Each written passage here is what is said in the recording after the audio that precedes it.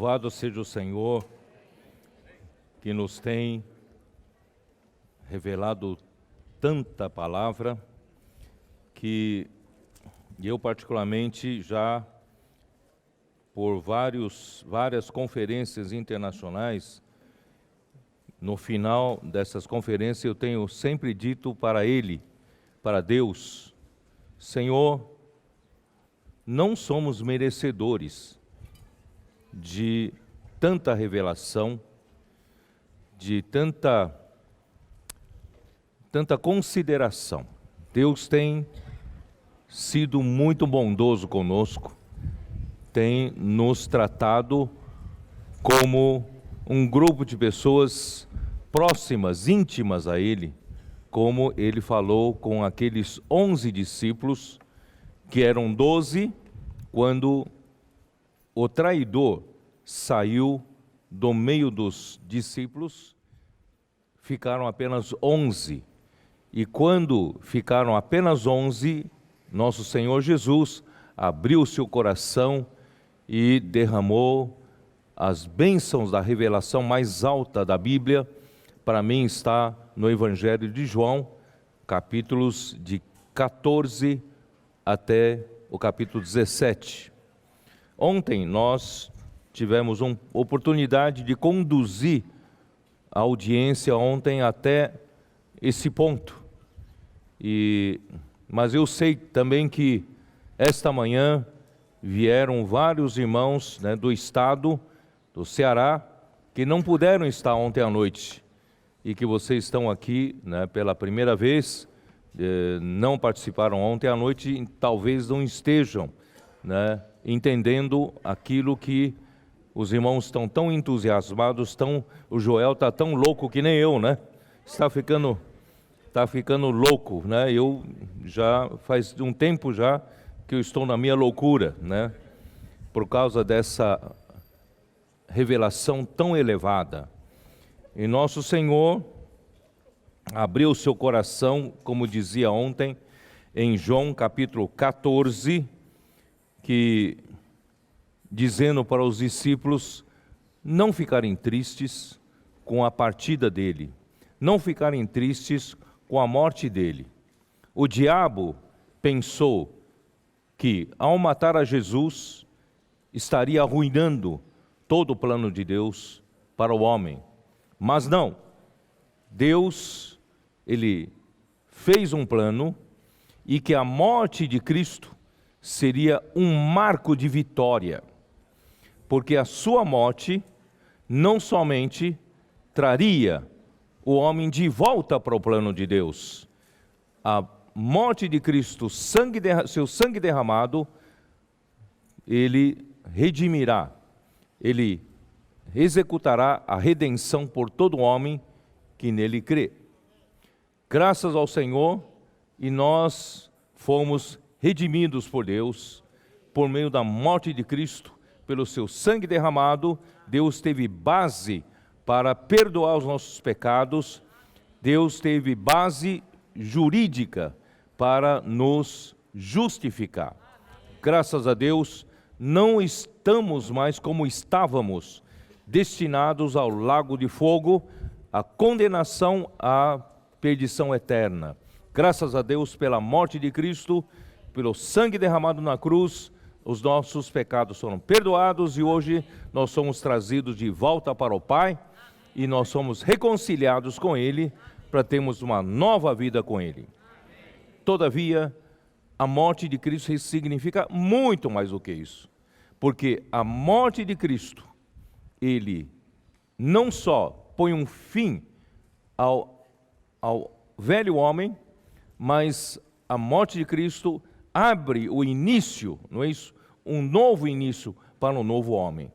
Portanto, quando Jesus morreu, pelo fato de ele ter sido um varão perfeito, um homem perfeito, porque ele viveu uma vida humana perfeita,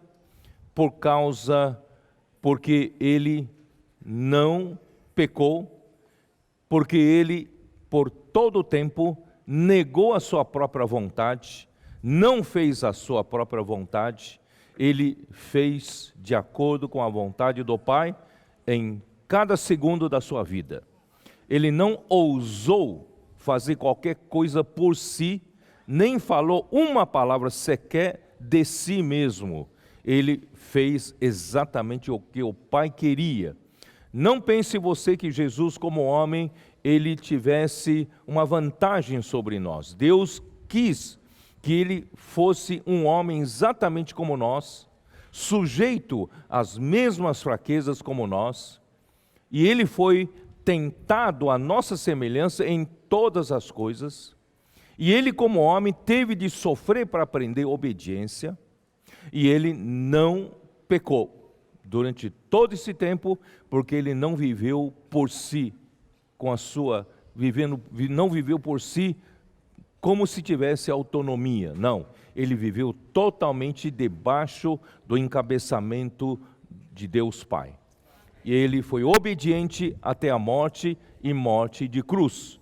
E essa vida perfeita possibilitou Deus fazer a outra coisa através da sua morte. Deus não deixou a sua carne na corrupção, ver a corrupção. Ao terceiro dia, Deus ressuscitou.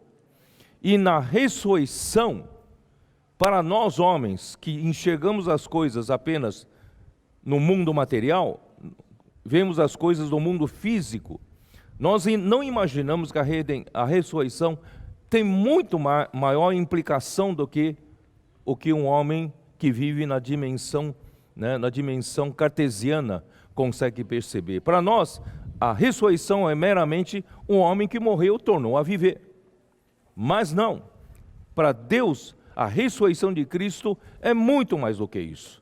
Porque quando Deus ressuscitou a Cristo, a Bíblia registra, naquele dia da ressurreição, Deus disse: tu és o meu filho, e eu hoje te gerei.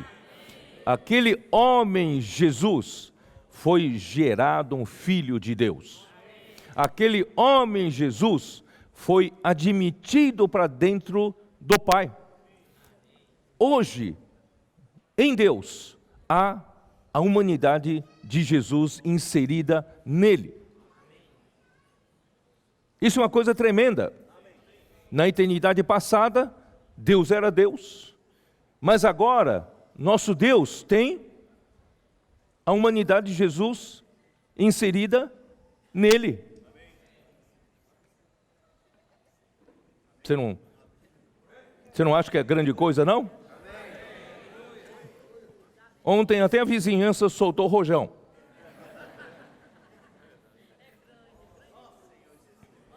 Porque o homem foi glorificado pela glória do Pai, com a glória do Pai.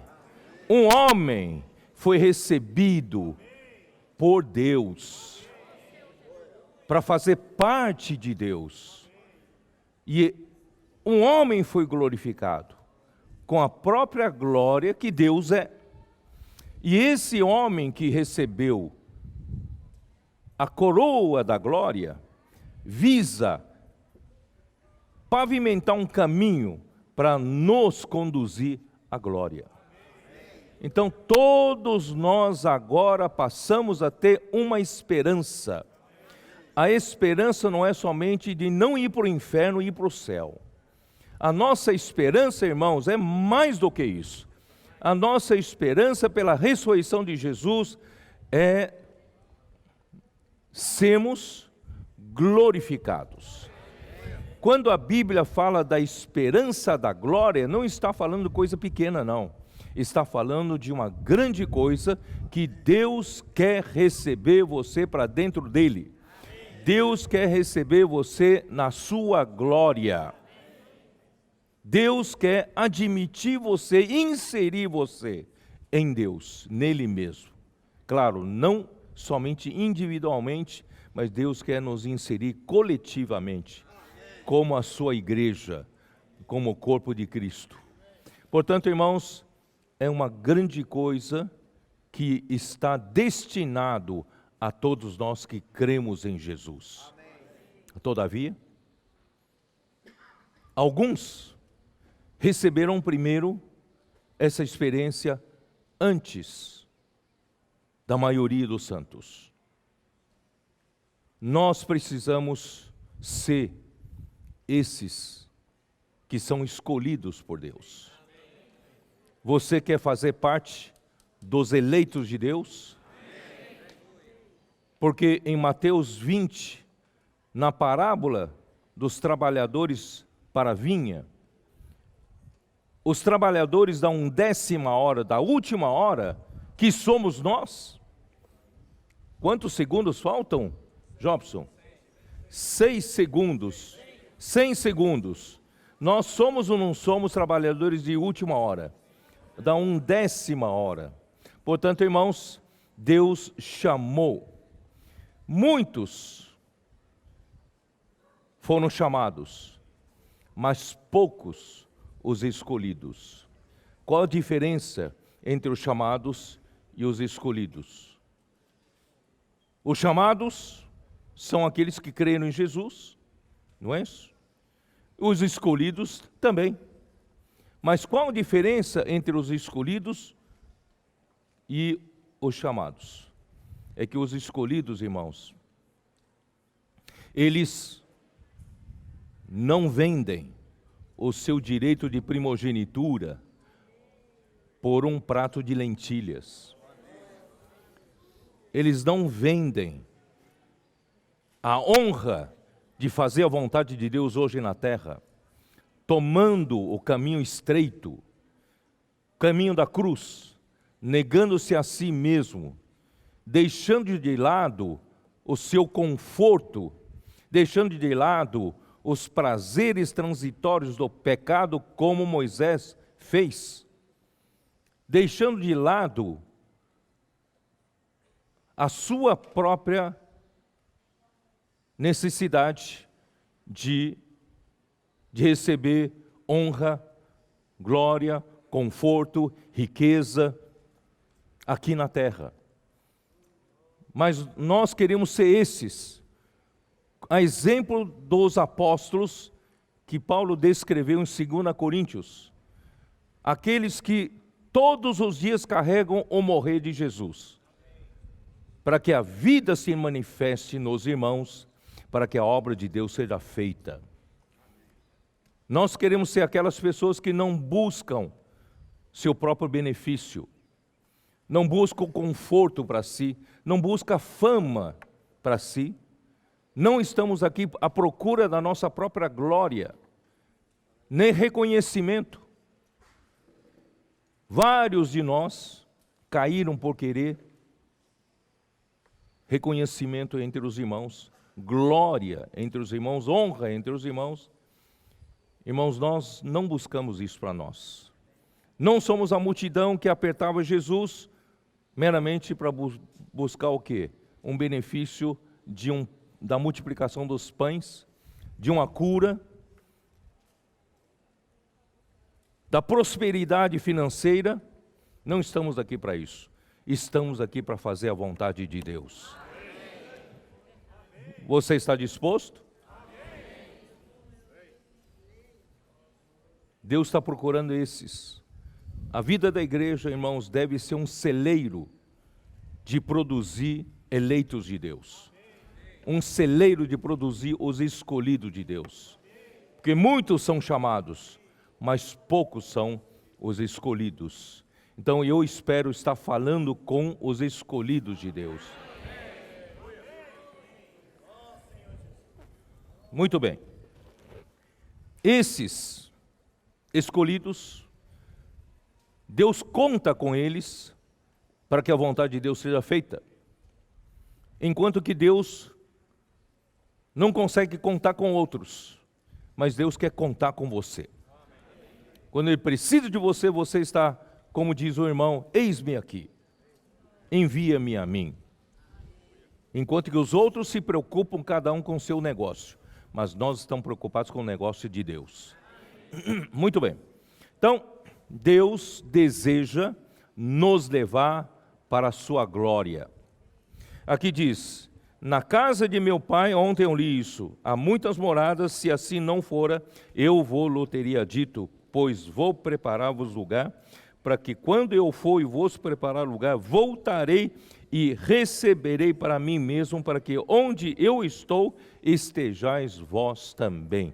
Portanto, irmãos, não é a morte de Cristo e a sua ressurreição visa nos levar para Ele mesmo, levar para o próprio Senhor e para nos levar para onde Ele estava. Onde Ele estava? Ele estava no Pai.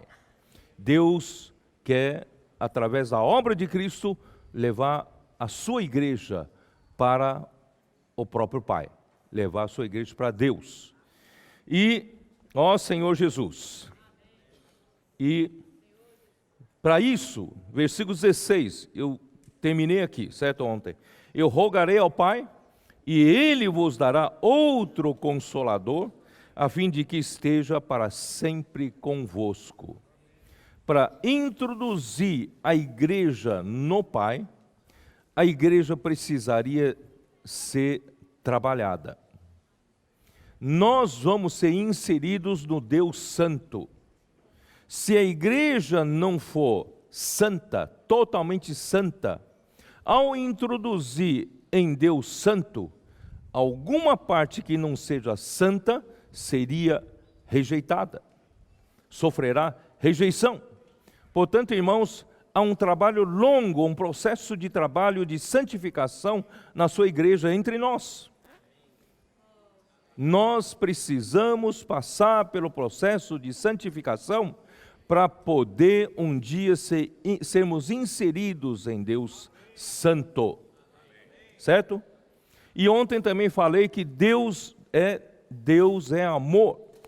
Ele precisa trabalhar, nos aperfeiçoar no seu amor ágape, para que pudéssemos ser um dia inseridos em Deus que é o amor. Como podemos ser inseridos em Deus que é amor se hoje ainda temos problema com os irmãos? Se hoje ainda temos problema de relacionamento na nossa sociedade humana? Se ainda de alguma maneira não temos paz com as pessoas? Portanto, irmãos, Deus está trabalhando consigo mesmo em nós, produzindo cada vez mais o amor dentro de nós. Ontem também falei da verdade. A nossa vida, depois da queda do homem, na nossa vida é um vazio, vaidade. Como disse o pregador, o Salomão, a nossa vida é uma vida de vaidade de vaidades. Debaixo do sol, nada há de novo. Tudo o que era ontem passa a repetir hoje. O sol nasceu ontem, hoje nasce de novo e vai se pôr de novo. Ontem fez calor, hoje está fazendo calor. Não é isso? O vento vem, o vento vai. Os rios se enchem de água, desaguam para o mar, e o mar não se enche e volta a correr pelos rios. Quer dizer, tudo aqui na terra é repetição, é vaidade. Porque nesse universo, irmãos, a única coisa que é realidade é Deus. Só Deus é a verdade. Portanto, irmãos, às vezes os comportores dinâmicos, às vezes nós mesmos saímos para pregar o Evangelho, nós abordamos as pessoas, o Senhor nos deu uma abordagem maravilhosa, que é: posso orar por você?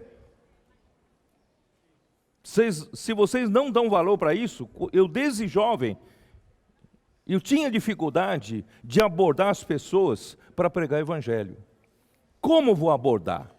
Eu vou chegar a uma pessoa e dizer: eu queria pregar o Evangelho para você. A pessoa falando: não tenho tempo agora, eu vou embora. Não é isso?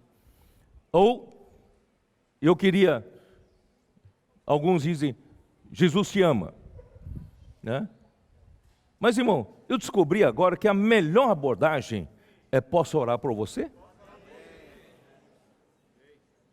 Uma grande porcentagem das pessoas estão preparadas pelo Senhor. Quando eu falo: posso orar por você, eu não levo a pessoa para a mente, levo a pessoa para o espírito. Geralmente a pessoa tem alguma necessidade. Nós já salvamos tantas pessoas de querer terminar, dar um fim à sua vida, por causa do tédio da vida humana, por causa da sua vida, mesmo tendo um lar feliz, mesmo tendo um bom marido, boa esposa, bons filhos, mas não tem vontade de continuar vivendo, porque a sua vida não faz sentido para essa pessoa. Isso não é uma só pessoa, irmãos, muitas pessoas sentem assim. Porque sem Deus, a vida humana é vã. Todos sentem-se vazios, sem sentido. Graças a Deus, irmãos, nós podemos colocar Deus na vida das pessoas. A igreja tem essa função. Precisamos ser a luz do mundo, precisamos ser o sal da terra, precisamos levar Deus para as pessoas. Graças a Deus, nós já salvamos tantas pessoas do suicídio ou da vontade de se matar, porque nós colocamos a realidade na vida das pessoas, colocamos a verdade na vida das pessoas. Portanto, irmãos, nós precisamos o quê? Precisamos ser trabalhados na santidade, precisamos ser trabalhados no amor, precisamos ser trabalhados na verdade, precisamos nos encher de realidade e na justiça, não falei, não vou falar, e eu queria só tocar num ponto, na unidade. Nós precisamos ser aperfeiçoados na unidade, para sermos, no futuro, ser inseridos em Deus. Porque eu queria explicar para você, porque é um ponto que poucos de nós dá valor e considera.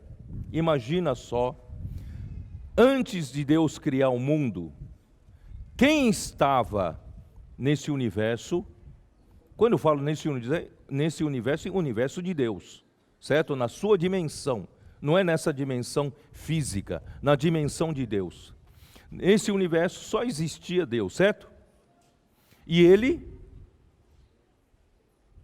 era um.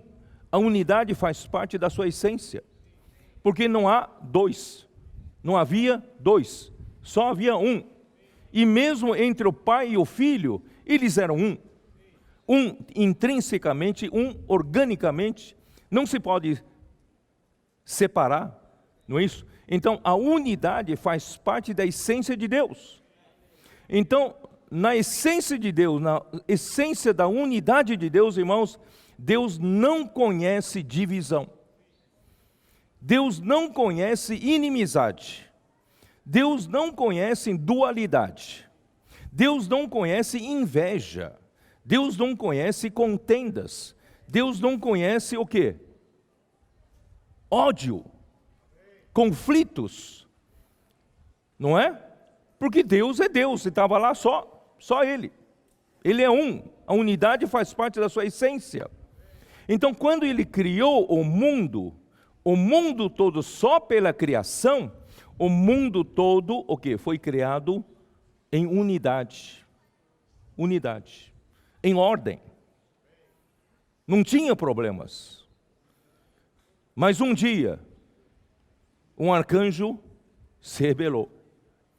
Foi contra a autoridade de Deus, estabelecendo sua própria autoridade. Foi uma quebra da unidade de Deus. Quando houve a quebra da unidade de Deus, irmãos, a corrupção entrou nesse universo, a confusão entrou nesse universo, o caos entrou nesse universo, a divisão entrou nesse universo, não é?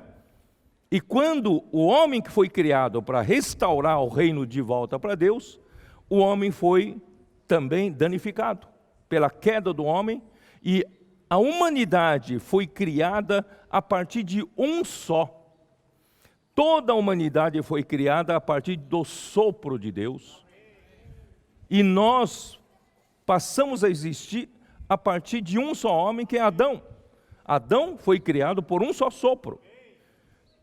Então, toda a humanidade que foi criada por um só sopro, nós deveríamos ter ter a unidade entre os seres humanos, sabiam disso? Porque nós viemos de um só, nós vamos voltar para um só. Nós deveríamos sentir-nos, irmãos, como uma parte do todo. Eu sou apenas parte de um todo.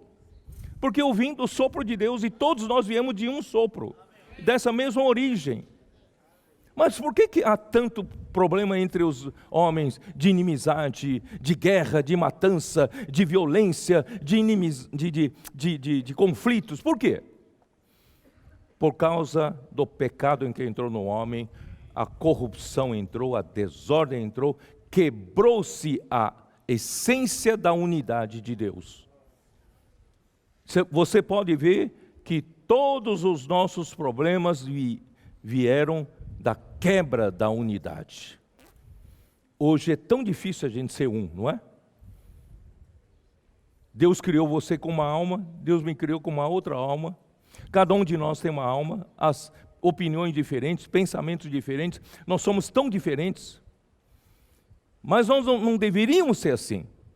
Quando Deus criou o homem de um só sopro, mesmo sendo diferentes, Deus queria trabalhar em nós na unidade.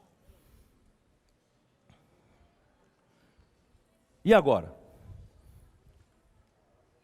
A confusão se instalou, o caos se instalou, a violência está aí, a corrupção está aí, não é isso?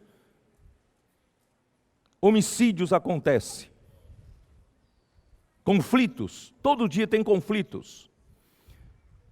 No noticiário internacional. Irmãos, o que fazer? Deus não desistiu da sua ideia. Deus quer restaurar essa unidade. Ele então deu um segundo sopro para o homem.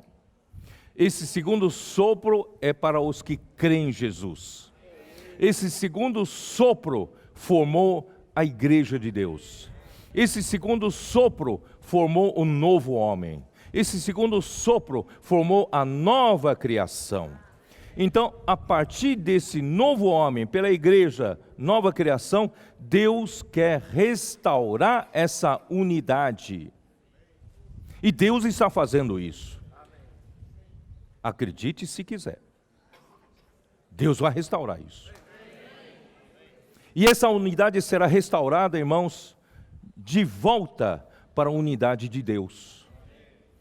Porque lá no princípio, antes de existir o mundo, essa unidade de Deus, irmãos, não teria mínimo problema de conflito, de divisão, de inveja, de ciúme, é ou não é? E Deus vai restaurar isso de volta, através da sua igreja. Portanto, irmãos, a unidade que nós conhecemos hoje ainda não é suficiente. Nós precisamos restaurar até a unidade de Deus. Jesus disse assim: Filipe, tanto tempo que você está comigo, você ainda não sabe que quem me vê a mim, vê o Pai? Como você ainda me pede para mostrar ao Pai? Irmãos, a unidade entre o Pai e o Filho é tão intrínseca, tão real, quando você vê um, vê o outro, vê a outro. Deus vai restaurar um ponto, um dia, quando nós vemos um irmão, nós estaremos vendo outro irmão. Ou melhor, nós estaremos vendo o próprio Cristo, estaremos vendo Deus. A unidade vai ser restaurada entre nós. Hoje ainda somos muito individualistas, ainda muito problemas da falta de unidade. Mas nós vamos ser um a tal ponto que quem vê um, vê outro. Que nós somos um só. Você acredita nisso ou não? Hein, Joel? Mas é difícil crer, viu? Confesso que é difícil de crer. Mas é por isso que ontem eu falei do Paracletos. Por isso que ontem eu falei do outro Consolador, não é isso? Eu rogarei ao Pai e Ele vos dará outro Consolador, a fim de que esteja para sempre convosco. Nós temos dificuldades de sermos um, mas esse outro Consolador está em nós, vai nos ajudar. Eu falei para os irmãos ontem que a palavra consolador em grego é parakletos. E essa palavra parakletos é primeiramente convocado para ajudar. Jesus foi convocado por Deus para ajudar. Ele defende a nossa causa. Ele nos entende, ele passou pelas mesmas fraquezas que um homem passa. Ele foi tentado à nossa semelhança, Ele sabe as nossas fraquezas, então Ele vai nos ajudar a chegar lá. Acredita ou não acredita? Quem não acredita vai ficar no deserto, mas quem acreditar vai entrar no repouso, vai entrar na boa terra de Canaã. Irmãos, não endureçais o vosso coração, não é? Se ouvides a sua voz, vamos crer na sua palavra, e tudo isso vai acontecer conosco. Ó Senhor Jesus. Mas hoje, eu queria ver por outro ângulo. Jesus, quando veio aqui na terra, em João, no começo de João, abre a sua Bíblia, em João, capítulo 1, versículo 14. E o Verbo se fez carne e habitou entre nós, cheio de graça e de verdade. E vimos a sua glória, glória como do unigênito do Pai. Nosso Senhor Jesus era Deus desde a eternidade. Ele estava com Deus, Ele era o próprio Deus, não é? O Filho estava na glória do Pai. Estava ou não estava? Mas um dia, pela necessidade do homem e pelo plano que Deus fez para o homem, Ele se fez carne. A carne não é um termo positivo. A carne é um termo do homem caído. Como o homem caiu, e Ele tomou essa carne, Romanos 8,3 fala, Ele não participa do pecado dessa carne. Ele tomou a semelhança da carne do pecado. Só a semelhança. Para poder destruir o diabo na carne. Então, Ele participou da carne, é o Verbo que se fez carne, e habitou entre nós, cheio de graça e de verdade. Essa palavra habitar em grego é tabernáculo em verbo, isto é, habitou entre nós, ou armou o tabernáculo entre nós, ou armou a sua tenda entre nós. Deus, através de Jesus, armou a sua tenda entre nós. Jesus era essa tenda de Deus. Você sabe o que é tenda? É que hoje nós não temos esse conceito. A tenda naquele tempo, Abraão, Isaque e Jacó viviam em tendas. A tenda naquela época era a casa deles. É que hoje você vive num apartamento, ou você vive numa casa, você não tem conceito de tenda. Mas naquele tempo a civilização era a civilização de tendas.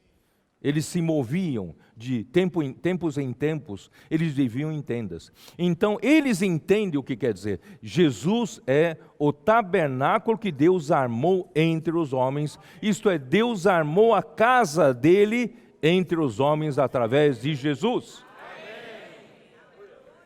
O que significa isso? Significa que Deus quer habitar com os homens. Significa que Deus quer morar com os homens. O homem é tão especial para Deus, mais do que os anjos, sabia? Os anjos são maravilhosos.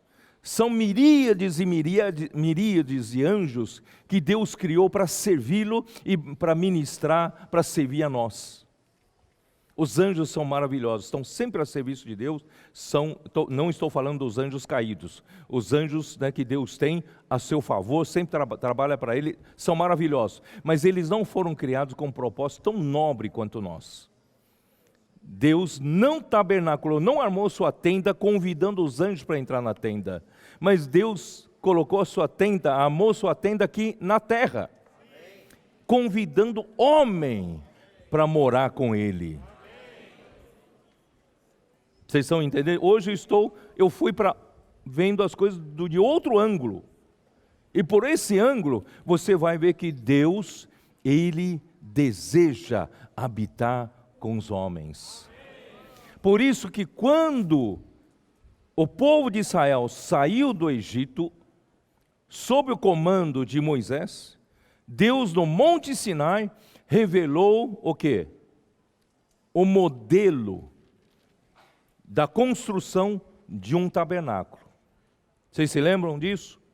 Então Moisés no Monte Sinai, Deus lhe deu toda a revelação, todo o modelo sobre o tabernáculo, isso é, sobre a tenda de Deus.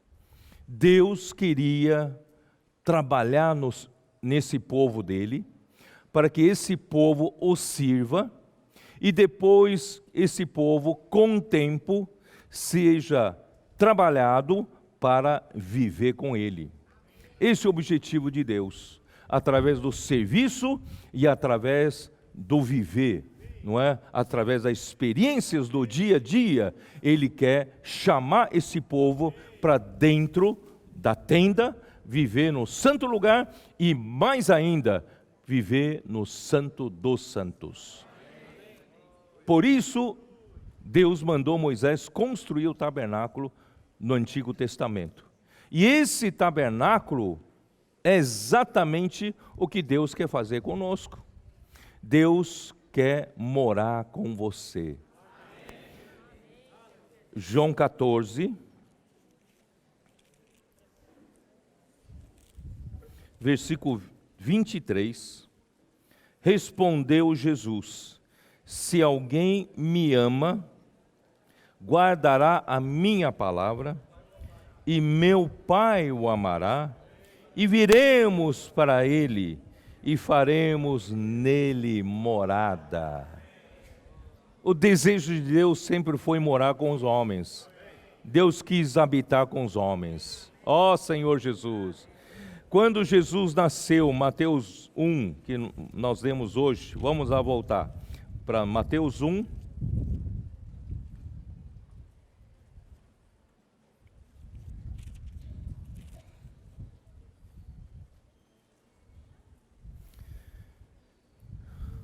Mateus 1, versículo 21, ela dará à luz um filho, e lhe porás o nome de Jesus, porque ele salvará o seu povo dos pecados deles. Ora, tudo isto aconteceu para que se cumprisse o que fora dito pelo Senhor, por intermédio do profeta: eis que a virgem conceberá e dará à luz um filho, e ele será chamado pelo nome de Emanuel, que quer dizer Deus conosco.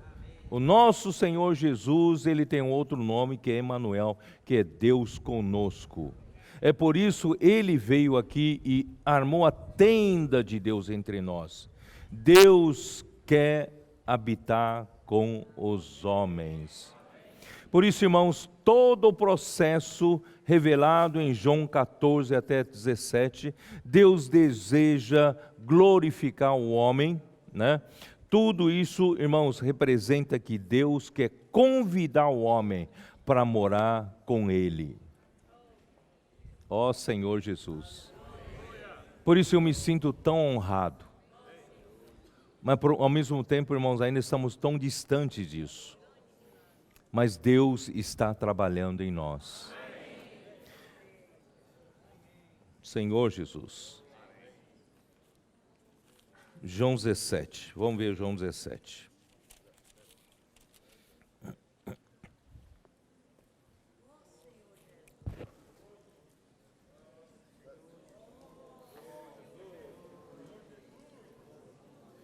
Versículo 4, e eu te glorifiquei na terra, consumando a obra que me confiaste para fazer. Versículo 4 é a melhor definição para o homem, Jesus no caso, glorificar Deus. Como um homem pode glorificar Deus? Não é só dizer com a boca, glória a Deus, glória a Deus. Como um homem pode glorificar Deus? É fazer a obra que Deus deu ao homem fazer. Deus entregou para Jesus uma obra, ele ao consumar a obra que Deus lhe determinou fazer, ele estará glorificando a Deus. Se Deus hoje, através da palavra profética, te deu uma ordem, te deu uma palavra, e você fizer a sua parte de acordo com o que Deus falou para você fazer, você estará glorificando a Deus. Portanto, irmãos, os escolhidos de Deus fazem a vontade de Deus, estarão glorificando a Deus no seu viver e na sua obra. Nós não queremos desperdiçar nosso tempo aqui na terra. Tudo que fizermos, irmãos, é para glorificar a Deus. O que significa glorificar a Deus? Vou repetir. Significa, irmãos, fazer a obra que Deus nos deu para fazer. Por isso, irmãos, o Senhor tem nos abençoado nesses 2, 3 anos. Depois da partida do irmão Dong, irmãos, eu realmente fiquei preocupado. Será que o Senhor vai continuar a nos revelar com a palavra profética? E o Senhor tem sido fiel conosco. Nos deu uma direção clara durante esse tempo todo com a sua palavra profética. E nós fomos praticando de acordo com a palavra profética, e o Senhor foi cooperando conosco e confirmando a sua palavra com muitos sinais que nos seguiram. Nesses poucos anos, nós vimos, irmãos, tantos milagres, tantos sinais, ao praticarmos a comportagem dinâmica. Irmãos, a comportagem dinâmica está revolucionando, não é isso? A semeadura da palavra de Deus, palavra escrita de Deus, irmãos, entre nós. Nós nunca distribuímos tantos livros. Vocês sabem que no ano passado, 2019, nós publicamos 1.380.000 livros e distribuímos esse tanto. 1.380.000 livros. O Expolivro do Sudeste está no Rio de Janeiro. Atualmente está na cidade de Cabo Frio. Cabo Frio fica na região dos lagos. Não é uma cidade grande, é uma cidade pequena. Eu pensava, puxa, eles vão ter dificuldades de trabalhar. Não, o Senhor põe a sua mão de bênção em todos esses itens da obra. Em poucos dias, em 8 dias de trabalho, irmãos, foram semeados quase 5.000 livros. 8 dias de trabalho. As autoridades municipais conheceram o projeto. Estão maravilhados com isso. A cidade, os cidadãos daquela cidade passaram a conhecer o Expolivro, o propósito do Expolivro, os livros, o projeto. Irmãos, isso é coisa tremenda. Isso está acontecendo desde que começou em Campinas, São Paulo. Irmãos, depois foi para Campo do Jordão, do Campo do Jordão foi para Taubaté, não, foi para Taubaté, né, que eu falei? Taubaté, e de Taubaté, né, e foi indo, passou por Minas Gerais, agora está no Rio de Janeiro, irmãos, ainda foi para o Espírito Santo, está no Rio de Janeiro, irmão, todo lugar que esse Expolivro passa, o Senhor põe a mão de bênção. Somos muito poucos em números, mas o Senhor, aprove ao Senhor nos dar o seu reino. Ele está usando esses poucos, mas são poucos que querem fazer a vontade de Deus. São poucos mais engajados. São poucos mais comprometidos com Deus, são poucos mais focados na obra de Deus. Irmão, Deus está nos abençoando. Se eu não abençoar, se Deus não trabalhar, em vão trabalham os trabalhadores. Graças ao Senhor, não é? O Expolivro do Sul também está tendo maior sucesso aqui do norte. Você tem que ter um pouquinho de paciência. Está sendo reformado lá em São Luís, porque a carreta estava muito danificada pela maresia, ficou um bom tempo lá em Salvador, e está sendo restaurado, né, o expolívio, e logo, logo, eu creio que mais um mês, no máximo 2, estará pronto para percorrer por aqui. Vocês vão conhecer a mão de Deus, porque o envolvimento das igrejas, a alegria dos irmãos em participar desse projeto, estão apoiando em peso, os comportores dinâmicos, irmãos, a mídia toda, irmãos, as coisas são, para onde vai, irmãos, a divulgação, a publicidade, as pessoas passam a conhecer o que Deus quer, através dessa ferramenta. Eu falei da comportagem dinâmica, e sem a comportagem dinâmica, irmãos, o expolívio é uma coisa morta. Graças a Deus que Deus restaurou primeiro a comportagem dinâmica, e Deus nos restaurou no final do ano de 2018, o encargo pelo expolívio, e Deus nos deu 3 carretas para fazer isso. E hoje nós temos a parceria entre o expolívio e a comportagem dinâmica. Irmãos, hoje nós temos o quê? Nós temos um Avança Jovem. O Avança Jovem começou do mesmo jeito que a comportagem dinâmica, crendo na palavra dos profetas, sendo fiéis à palavra dos profetas. Irmãos, não precisa reinventar a roda. Não precisa você procurar fazer coisa diferente. Irmãos, seja simples. Deus está dando uma direção na sua palavra, vamos seguir essa palavra. Deus abençoa.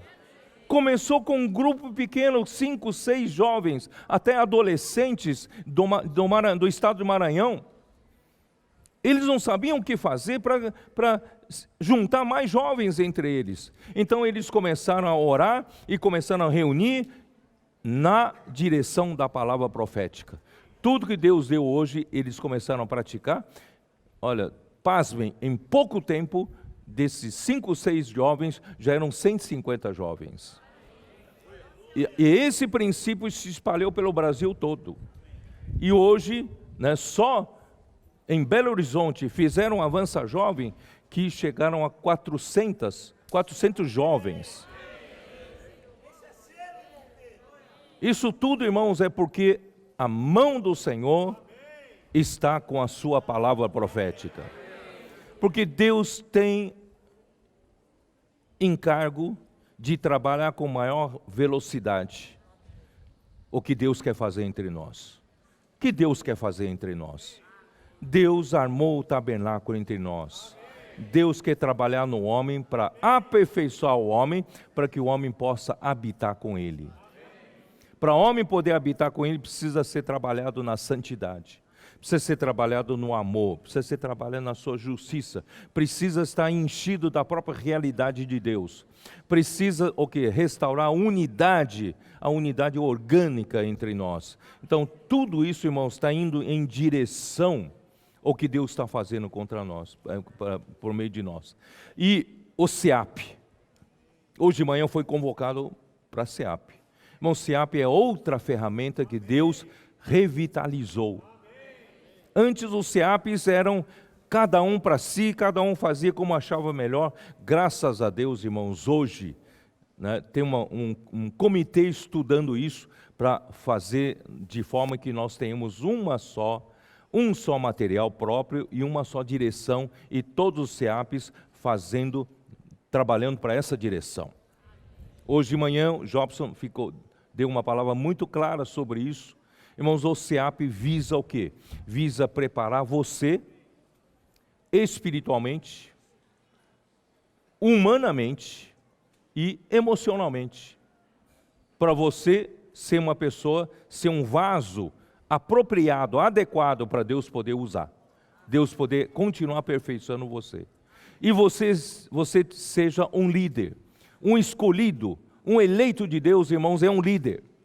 Enquanto que os outros não sabem o que fazer, você como escolhido de Deus, você tem que tomar liderança para levar todo o povo à sua volta, para amar o Senhor, servir ao Senhor. Não é? Eu falei para os irmãos no CIAP que os CIAP não podem ser meramente, fazer algumas reuniões, lerem alguns livros e pronto, terminou, final do ano, eles se formaram no CIAP. Não, tem que agregar algum valor para esses jovens que fazem. Graças a Deus, irmãos, nós estamos ganhando muitos jovens, aperfeiçoando-os nessas áreas que eu acabei de falar. E principalmente preparando os irmãos para a batalha, preparando-os para o exército de Deus, alinhados com a obra, alinhados com a palavra profética. Nós, irmãos, formamos um só exército para entrarmos na boa terra de Canaã. Não temos duas direções, não temos duas trombetas, não temos duas nuvens, nós temos uma só direção. Nós marchamos com a mesma marcha, nós andamos no mesmo ritmo. Nós temos o que? Andamos em fase, no andar estoiquel. Irmãos, Deus quer finalizar essa obra. E nós somos trabalhadores de última hora. Deus precisa dos seus escolhidos para fazer essa obra. E nós queremos ser esses que executam a obra de Deus. Irmãos, ao mesmo tempo em que você executa a obra de Deus, você serve a Deus, irmãos, você é aperfeiçoado. Você amadurece com as experiências e você, irmãos, é transformado de glória em glória. Você passa pelo processo de santificação enquanto serve ao Senhor. O tabernáculo armado por Moisés no meio do povo de Israel fazia o povo servir ao Senhor e batalhar como exército de Deus. Essas duas coisas faziam do povo ser preparado para entrar na boa terra.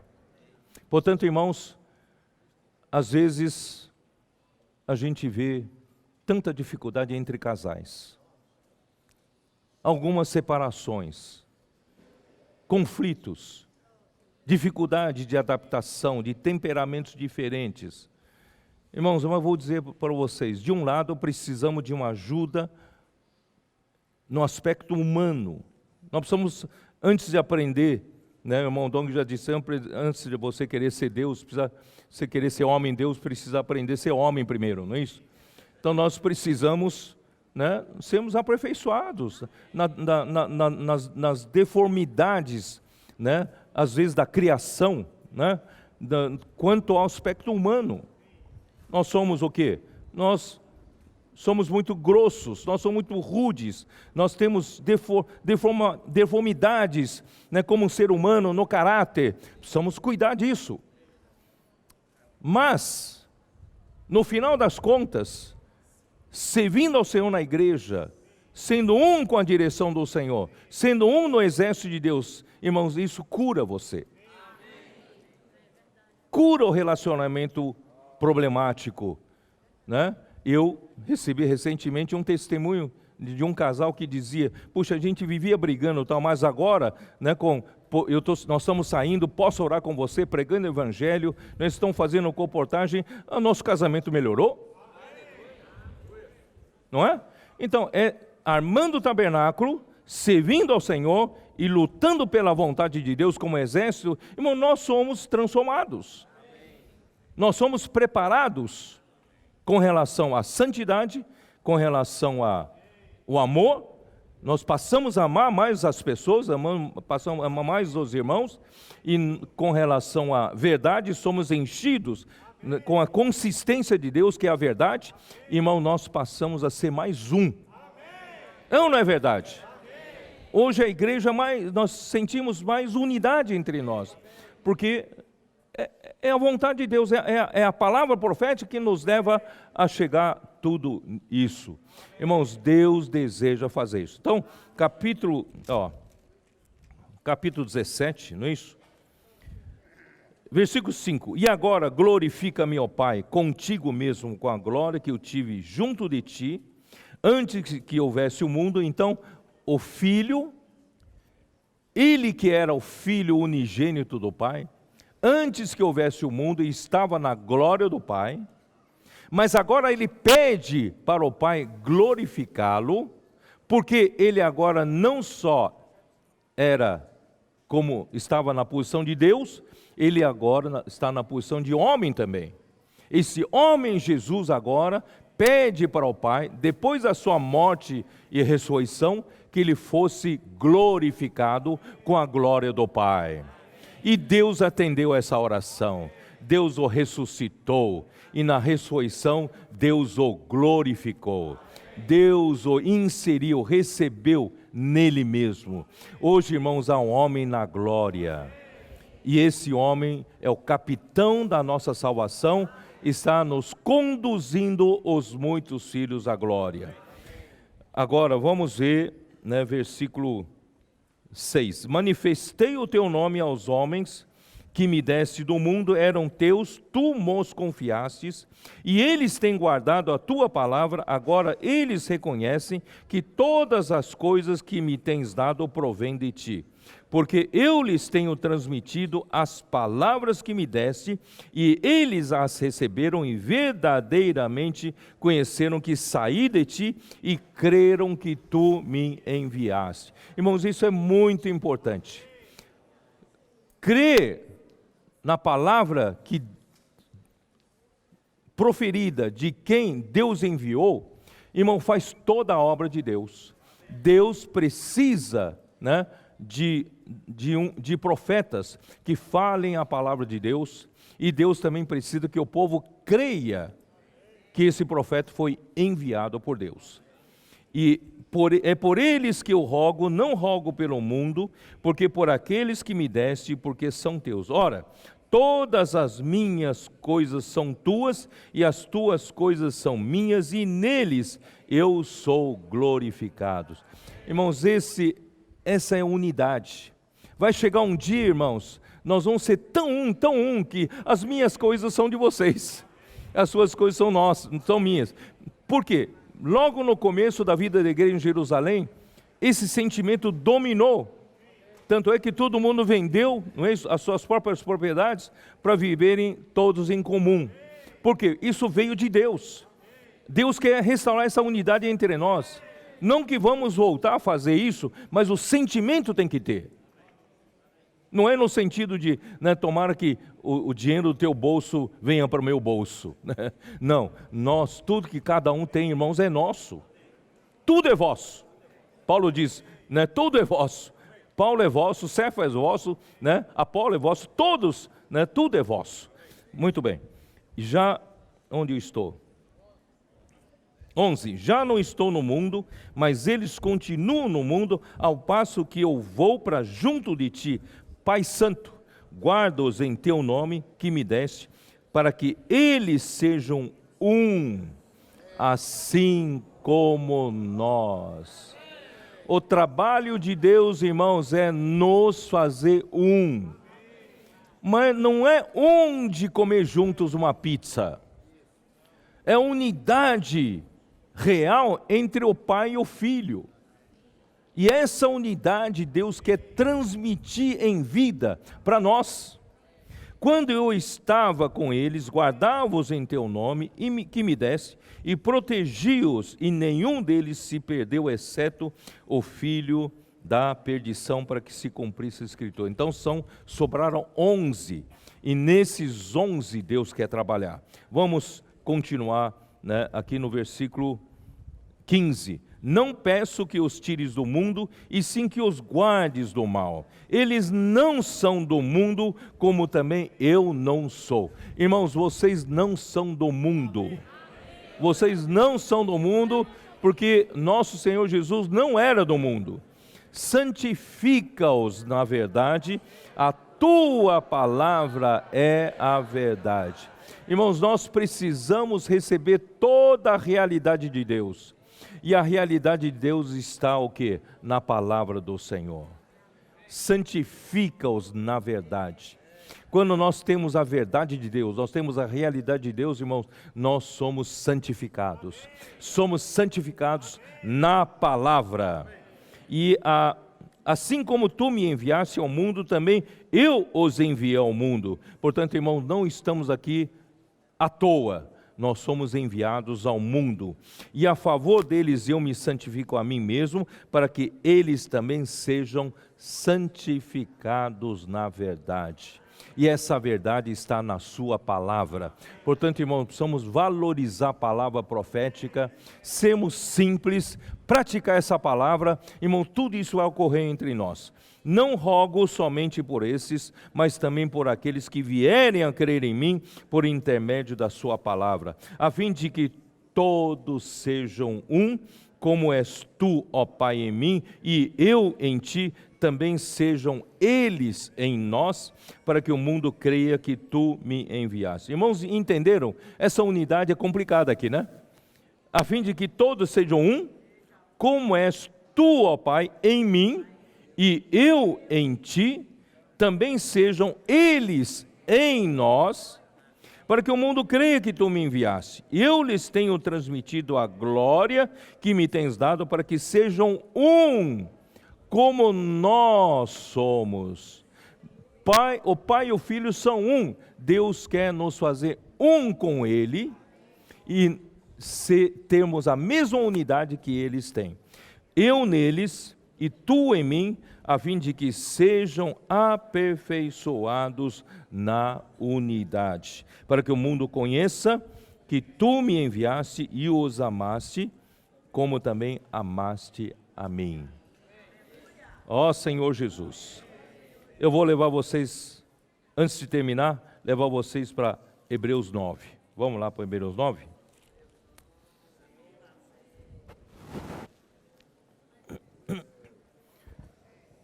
Porque Hebreus 9 nos abre a figura do tabernáculo de novo. Ora, versículo 1, a primeira aliança também tinha preceitos de serviço sagrado de seu santuário terrestre. Com efeito foi preparado o tabernáculo, cuja parte anterior, onde estava o candeeiro e a mesa e a exposição dos pães, se chama o santo lugar. Por trás do segundo véu se encontrava o tabernáculo, se chamava o Santo dos Santos, ao qual pertencia um altar de ouro para o incenso e a arca da aliança totalmente coberta de ouro, na qual estava uma urna de ouro contendo o maná, o bordão de Arão que floresceu e as tábuas da aliança. E sobre ela os querubins de glória, que com a sua sombra cobriam o propiciatório. Dessas coisas, todavia, não falaremos agora pormenorizadamente. Ora, depois de tudo isto assim preparado, continuamente entram no primeiro tabernáculo os sacerdotes para realizar os serviços sagrados. Mas no segundo, o sumo sacerdote, ele sozinho, uma vez por ano, não sem sangue, que oferece por si e pelos pecados de ignorância do povo, querendo isto dar a entender que o Espírito Santo, que ainda o caminho do santo lugar não se manifestou, enquanto o primeiro tabernáculo continua erguido. Então, essa figura do tabernáculo no tempo de Moisés, irmãos, era para mostrar que Deus deseja receber o homem para dentro de si, Deus deseja ter comunhão com o homem no Santo dos Santos, que no Antigo Testamento somente o sumo sacerdote podia entrar uma vez por ano, mas hoje, no Novo Testamento, irmãos, todos nós, a todo tempo, podemos entrar no Santo dos Santos. Esse lugar, irmãos, é o nosso espírito. Amém? Versículo 9. E é isto uma parábola para a época presente. E segundo esta, se oferecem tanto dons como sacrifícios, embora esses, no tocante à consciência, sejam ineficazes para aperfeiçoar aquele que presta culto, os quais não passam de ordenança de carne, baseadas somente em comidas e bebidas e diversas abluções, impostas até o tempo oportuno da reforma. Quando, porém, veio Cristo, como sumo sacerdote de bens já realizados, mediante o maior e mais perfeito tabernáculo, não feito por mãos, quer dizer, não desta criação. Deus, na verdade, irmãos, tem na realidade, o fato é que existe um tabernáculo real. E o tabernáculo terrestre é a sombra do tabernáculo real. E Cristo veio, ele se tornou o sumo sacerdote deste tabernáculo real, tá? não por meio de sangue de bodes e de bezerro, mas pelo seu próprio sangue, entrou no Santo dos Santos uma vez por todas, tendo obtido eterna redenção. Portanto, se o sangue de bodes e de touros e a cinza de uma novilha aspergidos sobre os contaminados os santificam quanto à purificação da carne, muito mais o sangue de Cristo, que pelo Espírito eterno a si mesmo se ofereceu sem mácula a Deus, purificará a nossa consciência de obras mortas para servirmos ao Deus vivo. Agora, irmãos, todos nós estamos aptos pela obra de Cristo a servir ao Deus vivo neste tabernáculo que Deus deseja habitar com o homem. Por isso mesmo, ele é o mediador da nova aliança, a fim de que, intervindo a morte para a remissão das transgressões que havia sobre a primeira aliança, recebam a promessa da eterna herança aqueles que têm sido chamados. Tá? Porque onde há testamento é necessário que intervenha a morte do testador. Vou pular para o versículo 22. Com efeito, quase todas as coisas, segundo a lei, se purificam com sangue, e sem derramamento de sangue não há remissão, né? Não há remissão. Versículo 23. Era necessário, portanto, que a figura das coisas que se acham nos céus...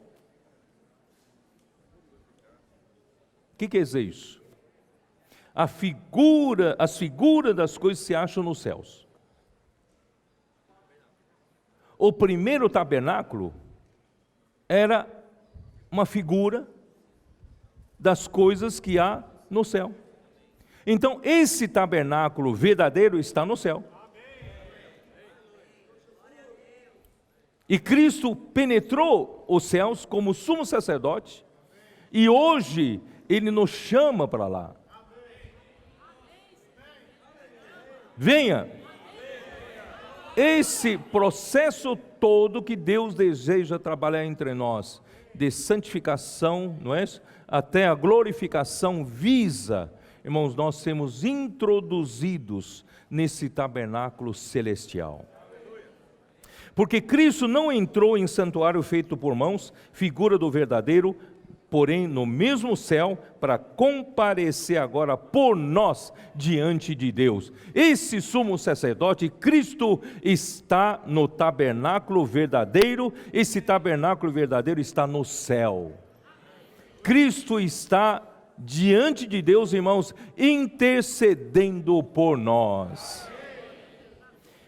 Nem ainda para se oferecer a si mesmo, muitas vezes, como sumo sacerdote, cada ano entra no Santo do Santo com sangue alheio, né, tal. Aí no versículo 27, e assim como aos homens está ordenado morrerem uma só vez, vindo depois do juízo, assim também Cristo, tendo oferecido uma vez para sempre, para tirar os pecados de muitos, aparecerá segunda vez, sem pecado, aos que o aguardam para a salvação. Deus aguarda você. Você não está hoje somente preocupado com os pecados, mas hoje nós buscamos a salvação. E Ele nos aguarda como sumo sacerdote lá no céu diante de Deus. Portanto, irmãos, vamos ancorar a nossa alma nessa esperança da glória. Como eu disse ontem, vamos abrir em 6 de novo, em 6, capítulo 6. Vamos ancorar de novo, para que você tenha certeza que Deus vai conseguir fazer essa obra maravilhosa em você. Você precisa ter uma alma ancorada. Como é? Versículo 18, capítulo 6. Para que mediante duas coisas imutáveis, nas quais é impossível que Deus minta, Deus não está mentindo para você.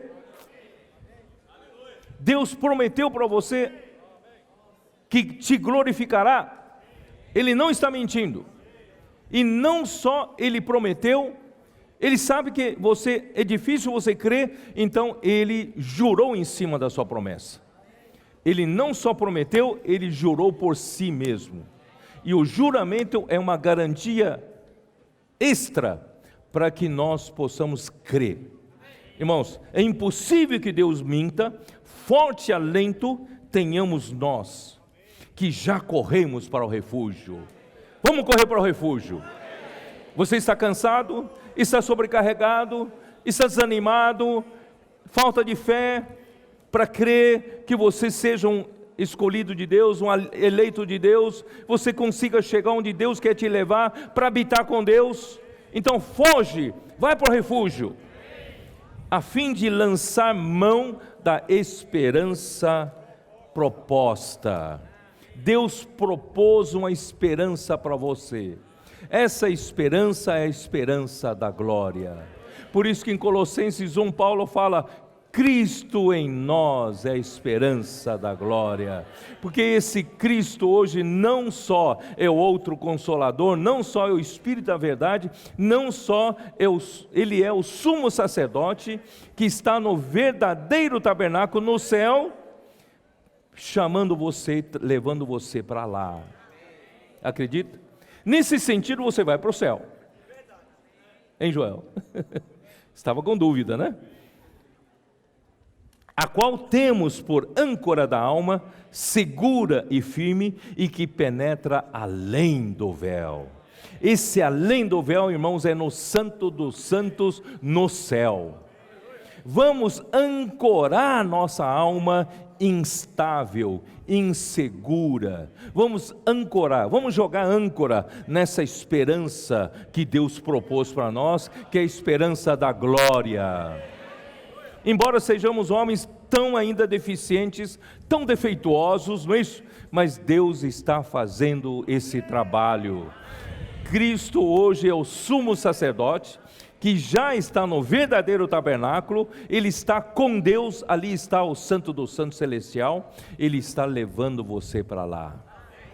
Ancora sua alma nele, que penetra além do véu, onde Jesus, como precursor, entrou por nós, tendo se tornado sumo sacerdote para sempre, segundo a ordem de Melquisedeque. Se Deus quiser, um dia ainda vou falar um pouco sobre Melquisedeque para vocês, porque é muito difícil de entender. Mas esse sumo sacerdote está fazendo de tudo para levar você para a glória de Deus. Porque Deus deseja habitar para sempre com o homem. Vamos dar um desfecho, né, dessa mensagem com Apocalipse 21. Vamos lá para o 21? Versículo 1 do capítulo 21 de Apocalipse: Vi novo céu e nova terra, pois o primeiro céu e a primeira terra passaram, e o mar já não existe. Vi também a cidade santa, a nova Jerusalém, que descia do céu, da parte de Deus, ataviada como noiva adornada para o seu esposo. Eu não sei se você entende o que eu vou dizer. Capítulo 21 já são os acontecimentos depois do milênio. Porque no milênio Cristo estabelecerá o seu reino, reino de justiça, reino de paz. E nós, eu estou chamando nós, porque eu espero que nós cheguemos lá. Nós seremos esses vencedores, que reinarão com Cristo durante 1000 anos. Você tem essa esperança? Então, se hoje você cooperar, servindo ao Senhor, em executar sua vontade, deixar esse trabalhar do Senhor em nós, não é isso? Não fique se justificando, se argumentando. Tudo que o Senhor quer fazer em você é esse processo de levar você para dentro de Deus. Isto é, santificação e glorificação. Deus hoje já está fazendo esse trabalho. Então, irmãos, e nós vamos fazer a vontade de Deus acontecer aqui na terra. Amém? E quando nós aqui na terra, né, fizemos a vontade de Deus, o filho varão estará pronto. Então esse filho varão será arrebatado ao terceiro céu. com a totalidade dos vencedores, todos serão arrebatados ao terceiro céu, no trono de Deus. E esses vencedores virão com Cristo para a batalha final, da batalha de Armagedon, certo? E vamos, irmãos, ajudar a pisar no lagar da cólera de Deus. Então, quando tudo terminado, Cristo estabelecerá o seu julgamento, trono de julgamento nos ares. Então ele fará esse julgamento, ainda haverá mais vencedores, né, tardios, e os santos que não conseguiram vencer, não fizeram a vontade do Senhor, trocaram a primogenitura por um prato de lentilhas, irmãos, que é a grande maioria. E a grande maioria, irmãos, ficará para trevas exteriores, choro e ranger de dentes. Mas não se preocupem, depois de 1000 anos eles também estarão prontos, preparados. Mas eu não quero estar em 1000 anos sendo preparado, eu quero ser preparado hoje. Então nós estaremos reinando com o Senhor, já na condição, irmãos, de ter sido glorificado por Deus. Você quer? Eu quero. Então, durante 1000 anos reinando com Cristo. Aí no final do 1000 anos, Satanás será solto, provocará uma última rebelião. Então esses serão lançados para o lago de fogo. Satanás definitivamente é a morte, o último inimigo a ser derrotado. Irmãos, daí para frente, irmão, não haverá mais nada negativo nesse universo. Cristo entregará o reino para Deus Pai. Isso está em 1 Coríntios 15, para que Deus volte a ser tudo em todos. Assim haverá a ordem novamente nesse universo, a paz, a justiça. Irmãos, nós vamos viver para sempre com o Senhor. Só que nós, os vencedores, representando a igreja, representando as primícias, representando o filho varão, a parte forte, vamos nos juntar no final do milênio, nós vamos juntar com a maioria dos santos que também amadurecerão durante os 1000 anos, e vamos nos juntar aqui no céu, porque o tabernáculo verdadeiro está no céu, eles também serão juntados aqui no céu. Então esse aqui será o que? A nova Jerusalém. Aí essa nova Jerusalém desce do céu, vem para a terra, não é? Vocês estão me entendendo? Esse é o nosso futuro. Por isso que vocês entendem um pouco agora a minha loucura, não é isso? Fico louco com isso, né? Vou ler de novo. Vi também a cidade santa, a nova Jerusalém, que descia do céu da parte de Deus, ataviada como noiva adornada para seu esposo. Irmãos, essa noiva aqui já é esposa, porque o noivado, a festa, as bodas, as festas do casamento, acontecerá durante 1000 anos.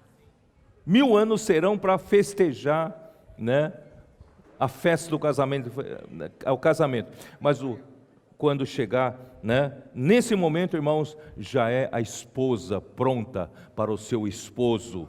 Então ouvi grande voz vinda do trono dizendo: eis o tabernáculo de Deus com os homens.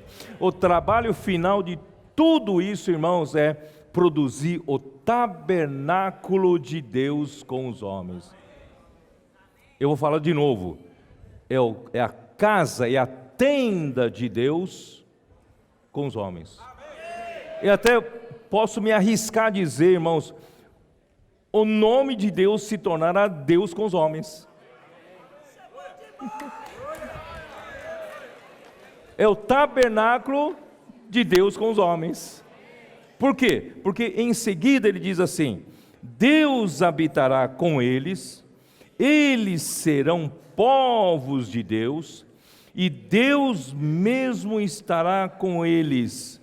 Irmãos, essa última frase não está muito bem traduzida, porque aqui é difícil traduzir, né?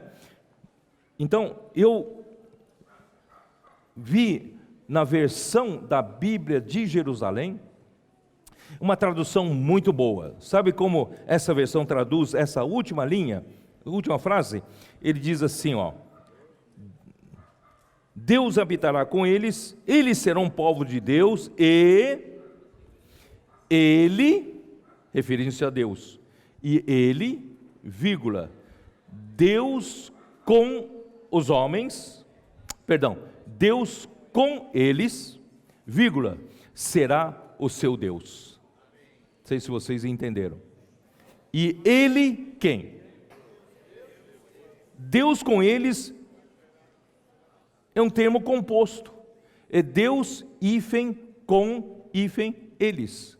Deus, tracinho, com, tracinho, eles. Então, o nosso Deus agora se tornou Deus com eles.